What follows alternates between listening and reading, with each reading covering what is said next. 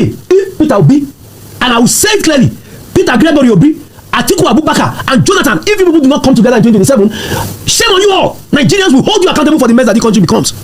But you have said that Peter Obi is the sole reason Nigeria has not been shut down. Yes. It's a hope people are clinging on to. Absolutely. That has made them refrain from pouring their anger and frustration on this government and onto the street. Absolutely. May not be obedient, but you say you may not be obedient. I'm not obedient. You are sensible enough to see the reality. Absolutely. You said Peter Obi is an unusual politician. Yes. You speak about him in such a way that Peter Obi is the hope of this country. Without Peter Obi, Nigeria is doomed. That's how you. So you let me tell you my opinion of Is it because you are also from the southeast? That's why you speak about him like that. See, Peter Obi, the truth of the matter is, Nigerian political system is a total charade. Is a business.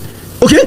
For once, I have never seen that a politician, as a sitting governor, will be offered land free of charge and he will reject it. That someone will be in government office for 1 month, 1 year, 4 years, 8 good years, excuse me, and you cannot trace government funds into his personal. And that's Peter Obi? Yes. And that's why you believe so much in him? See, if we're going to save Nigeria from what we are... Guys, this is a wonderful interview from Harry Shield. I'm still going to allow you guys, to watch everything he has to say, but let me summarize everything that he's trying to say here. Now, he's talking about 2023 election. What happened in 2023 election? Many people turned out for 2023 election, but what happened? People thought that whoever they chose is the person that is going to win. But after everything, these people started telling us stories. The INEC chairman and everybody started telling us stories that they started manipulating and rigging election. Now, tell me, the same people that came out in 2023 election, they wouldn't want to come out in 2027 election. Henry Shield said that this 2027 election is not just an election, but it's going to be war. That is what he said. Because people have lost hope on what happened in the 2023 election. Even after the 2023 election, some people started tearing their voters' card to show you what Nigeria is turning into. Anyway, guys, let me allow you guys to hear everything that Harry Shield has to say, and I'll be right back. And please don't forget to drop your comments in the comment section below. And if you're coming across my channel for the first time, do well to hit the subscribe button, like and share this video. So guys, take a look at this video. So there are those, maybe a lot of people don't know this, there are institutional staff of the party, and there are political party publicity secretary and all what NWC members and all what. But you are an institutional member. I was director strategy in 2015 by the former NPS Udisabetu. Same day as my friend Deji Adeyoju was appointed director new media. The same day, but at the same event. But I had to leave the party because unfortunately many couldn't see ahead beyond the euphoria of the time. I saw a party that wasn't ready to fight, and you are not an opposition if the government of the day doesn't fear you. You are not you are a failed opposition if actions and policies can be implemented and you are not taken into consideration. Like today, I can remove fuel subsidy without a thought as to what your reaction will be. You're a failed opposition. So we drew up a strategy document, gave it to all the NW's members in PDP, from the national chairman, national deputy chairman, every member of the NWC. We told them, okay, this is how we're going to engage the APC government of Buhari every month, every 3 months, every half year. We gave a timeline. Said, okay, it was the PDP's first time in the opposition, right? So they were new to the opposition game. So we drew up a strategy document and said, okay, you should not only engage the government, you should also engage the people. See, the government that came in already painted you as as the most corrupt party in Nigeria, right? So there was already a narrative about the party. It's now your responsibility to turn that narrative against those who made that against you. Unfortunately, we had people who were comfortable as opposition, and I wasn't comfortable in my comfortability, and myself and a couple of people, in fact almost everybody that I told them that I was leaving, I've left now. Who are those? A whole lot of them. Even Chief Elisametu, who is your leader? I said a whole lot of them. Elisametu left before the last election. We discussed it. A whole lot of them. See, things are easy in Nigeria, right? If you're smart enough, you can actually predict where politics is going. Okay, so if you're dealing with people who are more interested in just themselves and everything, you're wasting your time and you're wasting everybody's time. I wasn't ready to waste my own time. I decided to just be on my own. I'm a Nigerian. You can't deny me my citizenship. But to say I'm a member of PDP, no, I refuse to take that dirty tag on me. So you gave up on the PDP? Absolutely. Do you think that the PDP, they see any hope in that? No, there's no hope. There's no hope. As far as you're concerned, it's a dead party. No, it's a dead party. Whatever they are doing now, whatever the PDP is doing now, is a joke. In 2027, I see a situation where there will be two factions of the PDP. Just take note of this. There will be two factions, And everything I've said since 2015 have come to pass both within the PDP and the APC. There will be two factions. There will be the Wike faction and there will be the PDP other faction, right? Now there will most likely be a judicial pronouncement, right, confirming the Wike faction as the only faction that can sell nomination forms. So it is the Wike faction that will bring the candidate of the PDP. Your position now is predicated on what basis? On records in the last 2 years. You don't seem to be a fan of Wike, anyways. You've heavily criticized him on your I was not just a fan of Wike. When Wike stood for the truth, when he fought against a federal government that was overbearing, I traveled to Port Harcourt. Myself, my driver, my security, we drove by road because we didn't find any ticket. We drove from Abuja through Anambra to Port Harcourt in 2016 for the rerun. I was shot at in defense of Wike and the rest. He stood on the right part of history. Wike fought against government imposition, federal government imposition, manipulation of the election. I was in Port Harcourt live. Oh, you almost lost your life. I almost lost my life. I was live in Port Harcourt. I drove. All because of Wike. All to fight for democracy. All because we felt Wike was also, you know, when he was in PDP, he was always, Buhari is an evil man, blah, blah. Anyone who stands for the truth, no matter the risk, we will take that risk with you. When after the convention in 2021, right, and Alimadi Sharif was removed, that's December 3rd or something, in Port Harcourt. And Alimadi Sharif was removed, right? And he tried to come back and take over Walata House, right? I was the one that Wike actually appealed to make sure Alimadi Sharif did not gain access to Walata House. I was the one who locked Walata House. For 13 days, the key of Walata House was in my house. Against Alimadi Sharif? Against Alimadi Sharif. So I was the one who got the police to block Walata House. Me. The key to Walata House, PDP headquarters, was with me for 13 days. So I was the one who did it. So you once believed in Wike, but now... I once believed Wike when he was on the right path of politics. But right now? Right now, the man that I see is no longer the man that I used to know. Who do you see now? He's a man that has lost it. In what sense? In every sense. Wike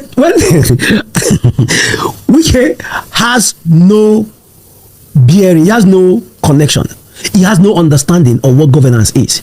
He understands power, but he does not understand governance. He understands power in the sense that if you look at the results sheet that came out of Rivers State in the last election, you will weep for this country. I have some of them. The mutilation of result sheet just to arrive at a predetermined end of making Fubara governor, of making sure that Tinubu got certain percentage from the state, that was a joke taken too far. About this mutilation you're talking about, they were challenged, they were discussed, they were debated in court, up to the Supreme Court. Okay, now I'm going to say this, right? Those mutilations, if they were handled by a proper judiciary, not a judiciary that has been politicized, a man like Wike should be in prison. Based on what? Why would you throw him in prison? Why? Because I was in Rivers, and I can tell you, Sheung, Wike's only claim to to power is his relationship with the president. What Wike did in 2023, what happened in Rivers in 2023, should have him in prison. No, I'm not going to I'm not going to I'm not going to try to subpedal on this or say it softly. I'm going to be very blunt and I'm going to be very candid about it. The mess that happened in Rivers. And you blame Wike for it? Oh, there were voice recordings of him even threatening to kill an INEC official who came from Plateau or thereabout. And these are you've been able to authenticate this? Let him, you see, whatever I say, one thing I've done is every time I attack him, I attack you with fact. If Wike feels what I'm saying is wrong, you should take me to court. Please, we'll go past that. If Nigeria was a working society, if Nigeria was a working country, if Nigeria was a sane country, a man like Wike should be behind bars. You just throw people behind bars? No. Prosecuting? No. You make sure that you keep people within the law. You do not let people think they are above the law or they have grown beyond the constitution of the country. What has he done to the offender? A whole lot. Wike has messed up both democracy, both his own state, River State, even the FCT here. With all the rules and the said projects. Even the FCT here. You know my happiness when I was invited for this is I'll be allowed to say things the way they are. Currently in the FCT, right? Wike works with only four directors. So the 2025 budget of the FCT that is currently being implemented, right? I am daring Wike to bring all the directors in the FCT to say if any one of them contributed to the formulation of that budget, to the preparation of that budget. For the first time in the FCT, an FCT budget was prepared without the input of directors in the FCT. Wike works with only 4 directors in the FCT. Director of Lands, Chijoke. Director of Procurement, Director of Finance, and Director of Development Control. Those are the only 4 people he works with. All other directors, and I am saying this, please, me, Henry Shield, I am in Abuja, I'm not going anywhere. If Wike feels what I'm saying is wrong, I stay in the Gogo, but she come and arrest me. Wike has bastardized the FCT. In your own view? Not in my view, in anybody's view. How do you run a budget without the input of the directors who are supposed to be the implementers of the budget? But nobody is talking in the FCT. Because they are scared of him. I am not scared of Wike. I am not scared of him. I'm telling you, if I meet him now, I will tell him to his face. But doesn't mean that what you're saying is right. But what I'm saying is true. It does not mean you're right. It just needs to be true. And if it is not true, they said he has the court. Please come and take me to the court. Please. There are so much to be exposed about this man in the FCT. Let me ask you. You look at what is happening, and your predictions about what was going to happen in 2027. You tweeted with the prediction that the PDP might endorse President Tinubu for a second time in 2027. Absolutely. Are you saying the PDP has lost the will to be an opposition party, or do you have insider information suggesting a quiet deal is already in motion? The insider information that I had was about 4 or 5 months ago from top that if certain things weren't done, that they will make sure that the PDP did not produce a presidential candidate in 2027. And this I'm saying from when I mean top from the top. Right? Now, that's number one. The intention is to keep, because the man we just finished talking about is in, you can't even say what party he belongs to, whether it's in APC, whether it's in PDP. Now, PDP made a very fatal mistake in during their last convention, right? They allowed Wike to choose members of the NWC. I spoke to some of the leaders of the party. In fact, I spoke to a former presidential candidate of the party, and I asked him, I said, Excellency, why wouldn't you have an input in the nomination of NWC members? He said, no, please allow the governors to make a choice. I do not want to be seen as imposing. Wike brought nominated somebody from the south, where he's from. Wike chose for us in the southeast. He chose. Who did he choose? Senator Sam Anyanwu. Sam Dadi, who is the current secretary of the PDP. Well, Sam Dadi is a man of himself. You are not getting the point. Everybody is a man of himself. See, so you are saying that Wike determined yes, and picked. He imposed. He did not pick. He imposed. Sam Dadi on Southeast caucus of the PDP. He imposed. He insisted it must be Sam Dadi. Why do you think there's an issue currently? Even in the South, he is still insisting that it must be what's his name in the South? I remember the man's name. That it must be that guy, this huge guy that follows him about, like what do you call it? See, there's something about, okay, you just want to be okay as a politician, you want to win. There's something about madness, the total loss of sanity. That it is either my way. Since 2015, Wike has been imposing PDP chairman. Nobody else. So when I see people say Atiku is the problem, Peter Obi is the problem of PDP, I laugh. Wike has single-handedly been imposing the chairman of PDP since 2015. You think he imposed Secondus? I don't understand. Not only did he impose him, he actually sponsored Secondus to become the national chairman. Who again did he imposed Alimadu Sheriff. In fact, let me tell you about Alimadu Sheriff. The night Alimadu Sheriff was appointed as the national chairman of PDP, I was there in Asokoro, Ondo State Governor's Lodge. I was there. In fact, I dropped a member of the NWC around 2 a.m. I was the one who called the former Minister of Aviation and pleaded with him to call Ribadu. No, Ribadu, current NSA. He was to be the national chairman of PDP because he had indicated interest. So I called the former Minister of Aviation, who asked me to stay close to the man, that please, you need to call Ribadu to please, that he needs to be at this meeting, right? That he needs to come, that people will support him. Mimiko, to his own glory, stood against Alimadu Sheriff as national chairman of PDP. The governor of Bayelsa, Seriake Dixon, stood against it. But every other person supported it, including Wike. Every other person. You know what Alimadu Sheriff promised them? Oh, I have so and so private jet, number of private jets. If I am elected chairman of PDP today, by next week I will be on CNN fighting Buhari. Me, I was not told. I was there at the Ondo State Governor's Lodge in Asokoro the day he was elected, and I told them this is a mistake. You just lost an election because of perception, public perception about the party. People believe you are the most corrupt, most dirty party. You should have gotten a chairman who is number one, young, who is number two, who has no baggage coming in. This MPDP, in fact, the man I went to drop, the NWC member I went to drop in his house, I was telling myself, but you, with your position, you were the one that called Alimadu Sheriff sponsor of Boko Haram. am telling you the things that brought out the mess that PDP is irredeemable. Me, I am telling you, there are people in Walata House that are taking their monies, that are taking their salaries every month from. If you are in PDP, yeah, maybe at the state level, local government, yeah, you can be able to do all of it. But at the federal, if you are in PDP at the federal, you are APC. So PDP is an APC arm. It's not. They're not even hiding it now. So guys, you guys have listened to this wonderful interview from Harry Shield. You guys listened to everything he said about this coming 2027 election. Honestly, he came out and told us that this 2027 election is not just going to be an election, but it's going to be war in different type of things.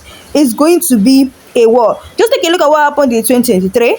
People came out, to support P2B because people have this feeling that P2B is going to win. And after the election, they came to tell us stories where there were a lot of manipulation, a lot of rigging. And people were so angry that even on that day, some people were tearing their voters' card. People gave up. And this is what they call political apathy. This is what makes people not come out and vote because they feel that if they vote, their votes will not be counted. Or if they feel that if they vote, after everything, they will still give the winner to whoever they want to. So all those things is what is making people not to vote. And you guys have exactly heard what Harry Shield said in this wonderful interview. Anyway, guys, that's all we have for today. Let me know your thoughts below. What do you guys really think about this wonderful interview coming from Harry Shield? Let me know your thoughts by dropping it in the comment section below. And also, if you're coming across my channel for the first time, do well to click the subscribe button, like and share. So guys, thanks for watching.